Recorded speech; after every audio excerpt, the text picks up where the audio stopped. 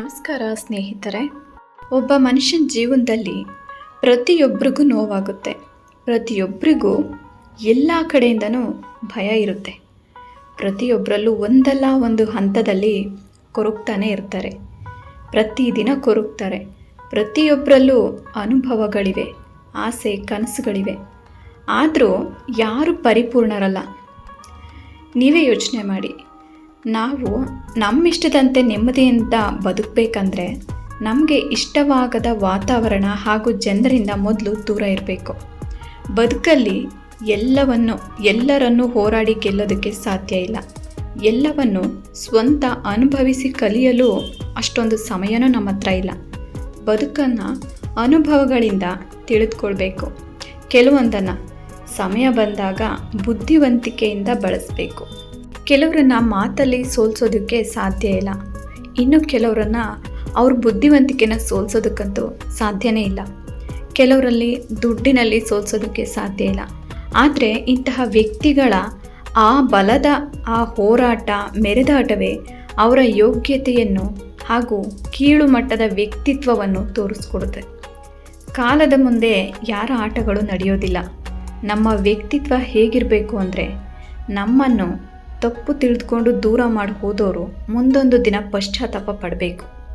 ಸುಖ ಇರಲಿ, ದುಃಖ ಇರಲಿ, ಬಡತನವಿರಲಿ, ಸಿರಿತನವಿರಲಿ, ಬದುಕಲ್ಲಿ ಸಮಸ್ಯೆಗಳು 1000 ಇರಲಿ, ಸಂಕಟದ ಪರಿಸ್ಥಿತಿಗಳಿದ್ದರೂ ಕೂಡ, ಎಷ್ಟೇ ನೋವಿದ್ರೂ ಯಾವುದೇ ವಿಷಯಗಳಲ್ಲೂ ಪಶ್ಚಾತ್ತಾಪ ಇರಬಾರ್ದು. ಬದುಕಲು ದುಡ್ಡು ಮುಖ್ಯ, ಆದರೆ ಬದುಕಿಗೆ ದುಡ್ಡೇ ಮುಖ್ಯ ಅಲ್ಲ. ಎಷ್ಟು ಸಂಪಾದಿಸಿದ್ರೂ ಕೂಡ ನಾವೆಷ್ಟು ಅನುಭವಿಸಬೇಕೋ, ನಮ್ಮ ಯೋಗ್ಯತೆ ಎಷ್ಟಿದೆಯೋ ಅಷ್ಟೇ ಸಾಧ್ಯ. ದುಡ್ಡಿನ ಹಿಂದೆ ಬಿದ್ದು ನೆಮ್ಮದಿ ಆರೋಗ್ಯನ ಹಾಳು ಮಾಡ್ಕೊಳ್ಬಾರ್ದು. ಈ ಪ್ರಪಂಚದಲ್ಲಿ ವಿದ್ಯೆ ಬುದ್ಧಿ ದುಡ್ಡಿಗಿಂತ ನೋವುಗಳೇ ದೊಡ್ಡದು. ಅವ್ರವ್ರ ಪರಿಸ್ಥಿತಿ ಹಾಗಿರುತ್ತೆ. ಸೊ ನಿನ್ನಿಂದ ಸ್ಪಂದಿಸದಿದ್ರೂ ಪರವಾಗಿಲ್ಲ. ಯಾರನ್ನು ಕೂಡ ಹಿಂಸಿಸಬೇಡ. ಒಬ್ಬರ ಮನಸ್ಸನ್ನು ನೋಯಿಸುವುದು ದೊಡ್ಡ ಸಾಧನೆಯಲ್ಲ. ಒಬ್ಬರ ಮನಸ್ಸನ್ನು ಗೆಲ್ಲುವುದೇ ನಿಜವಾದ ಸಾಧನೆ.